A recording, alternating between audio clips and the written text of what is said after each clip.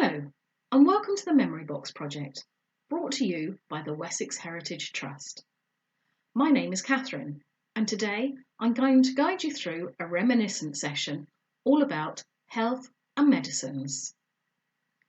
Don't forget, you can pause this film at any time so that you can stop and talk to the people around you about your own experiences and memories. So let's get started. Now, many people think the NHS has been with us for as long as we can remember, but that wasn't always the case. The new National Health Service, paid for by our tax, appeared on the 5th of July, 1948. Your family may have received one of these leaflets that told them all about their entitlements. Once you'd chosen your doctor, you would have been issued with a medical card like this. Look at the top. It's got a unique number, unique just to you. Nobody else would have that number. I wonder if you can remember your medical number. I can't. So let's start with the first of those services, your doctor's surgery. When I was a little girl, I can remember going to the doctor's, walking into a large room that had chairs organised around the outside of it, and a table in the middle that maybe had a newspaper or a couple of magazines on. We'd sit and wait until the GP called our name, without any appointment system whatsoever. And it didn't seem to be a difficult process. Once inside with the doctor, he'd be sitting behind a large wooden desk, all the tools of his trade surrounding him. His stethoscope, the blood pressure monitor, an array of bottles. But the one thing that you don't see today is a doctor sitting with one of these in his mouth.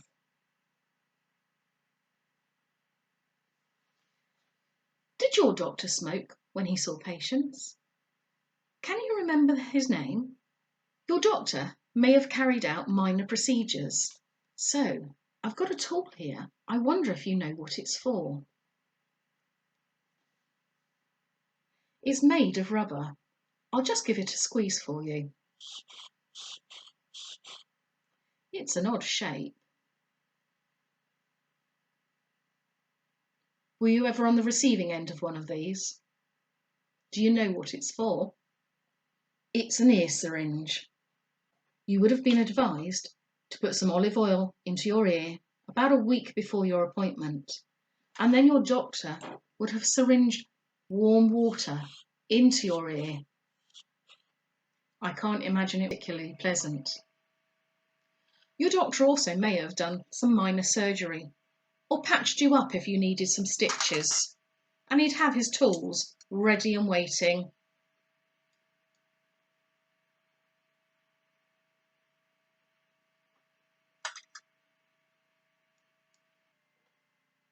They'd all be stored in a kidney basin.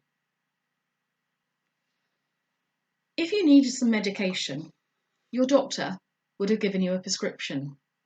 Maybe your surgery had a dispensary there, like this one. You would have waited at the counter until your name was called and your prescription filled. Look at the amount of the different bottles on the shelves. You may have had to have taken your prescription to the local chemist shop. Here we are, again, lots of bottles.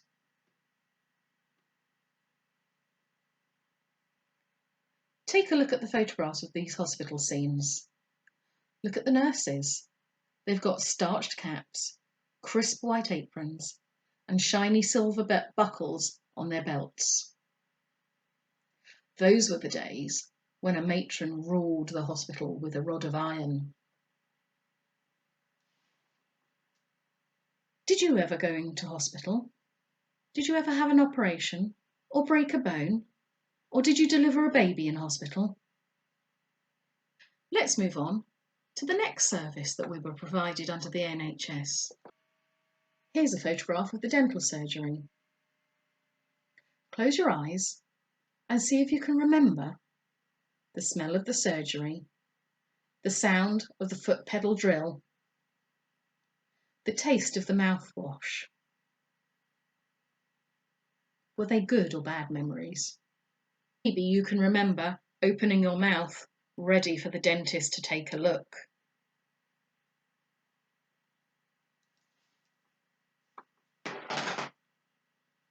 But the dentist wasn't just a surgery independently working. The NHS gave us school dentists.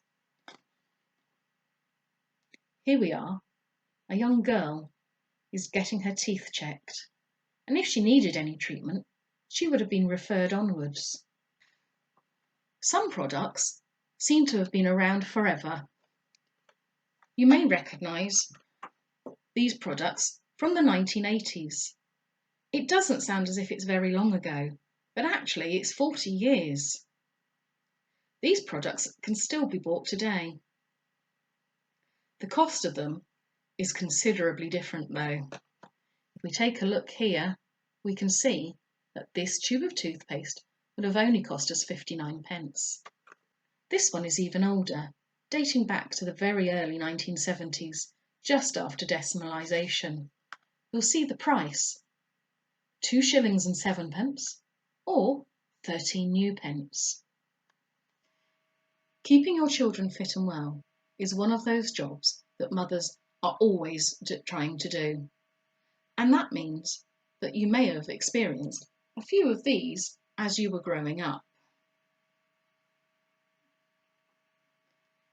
Here we have a bottle of Califig, syrup of figs.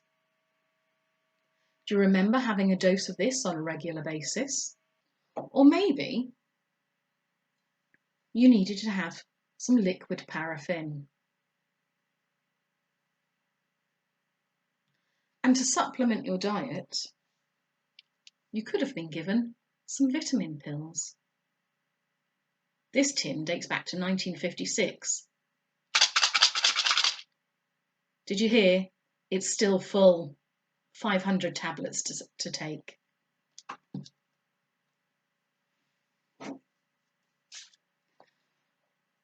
One of the nicer things that you may have experienced as a child is your daily dose of concentrated orange. The school nurse also visited on regular occasions. Here, these children are getting their dose of cod liver oil and malt. I'm told that malt is really tasty. What do you think? And in this photograph, we can see the children having their tonsils checked. Let's think of another service that you would have experienced as part of the NHS. Yes, the opticians. I've got some glasses here.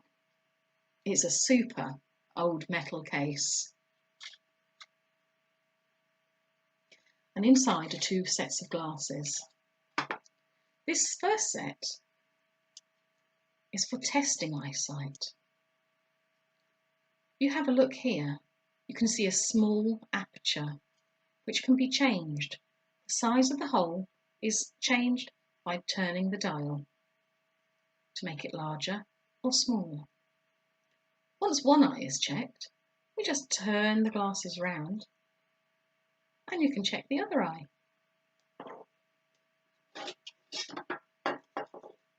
Now these glasses aren't too unsimilar to what we have today. They've got side guards on. On this one, they're made of leather. And look at the classic ring that would have sat around your ear.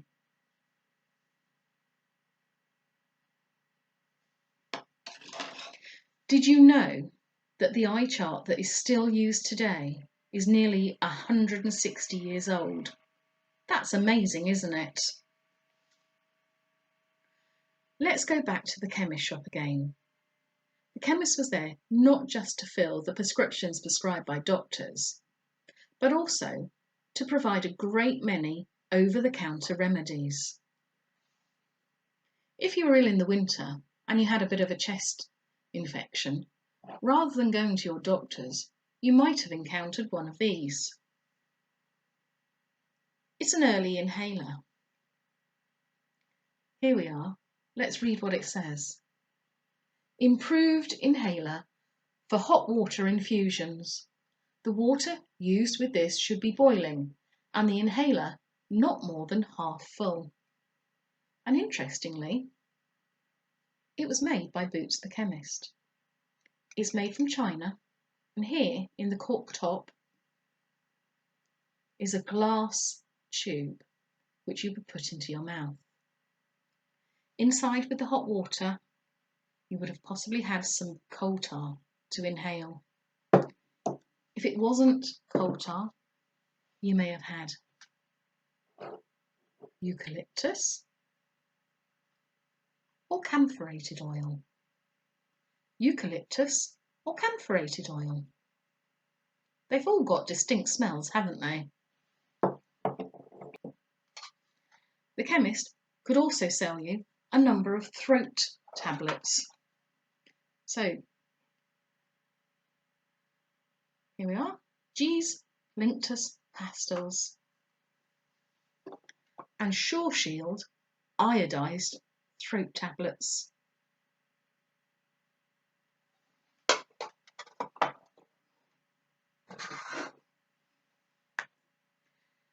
Maybe you'd strained a muscle and you were in pain.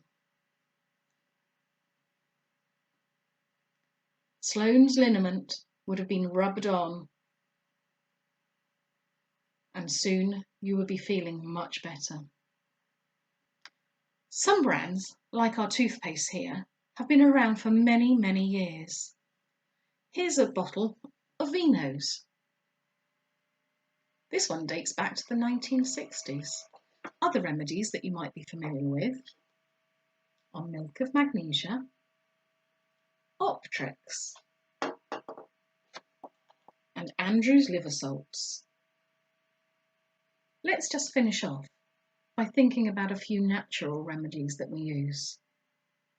So, if you got stung by a stinging nettle, what would you go and look for? Yes, that's right, a dock leaf. Maybe if you had some bruising, what's the homeopathic remedy for that? Yes, arnica. And if you were having trouble sleeping, what should you have in your pillow? You could choose. It would either be hops or lavender. I think I prefer lavender. Thank you for taking part in the Memory Box project today. I hope you've enjoyed yourself and look out for our other films coming soon. Bye!